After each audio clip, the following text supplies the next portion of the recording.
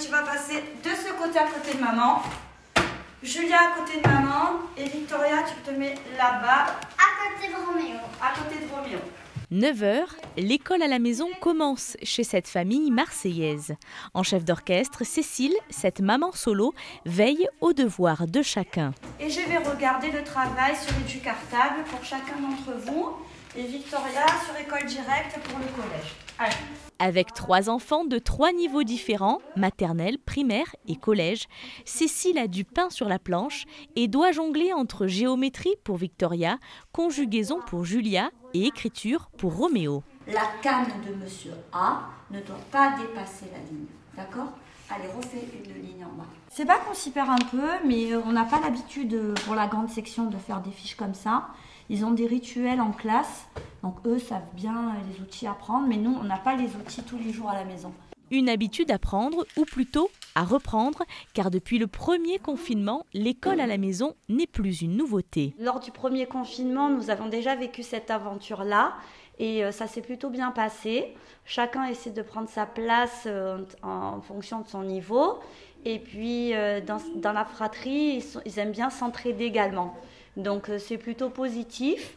Après, il est certain que suivant les jours et suivant les humeurs, voilà, il y a des chamailleries, mais on essaie d'être le chef d'orchestre pour veiller à ce que tout se passe bien. Et pour que tout se passe bien, le maître mot ici est l'organisation.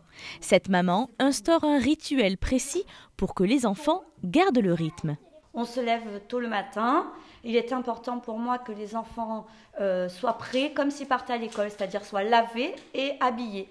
Parce que s'ils commencent à rester en pyjama, ils vont avoir tendance à croire que c'est un peu la fête à la maison. Et on se donne cet impératif de se dire, on va faire le travail tous ensemble le matin. Comme ça, l'après-midi, vous pourrez avoir tout le loisir qui vous plaira.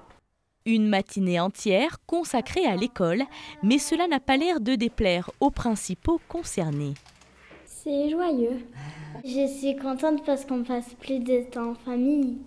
Et lorsque Cécile termine les cours à ses enfants, elle attaque les siens, car cette maman est aussi professeure d'anglais. Donc, je vais préparer mes fiches de cours pour la semaine.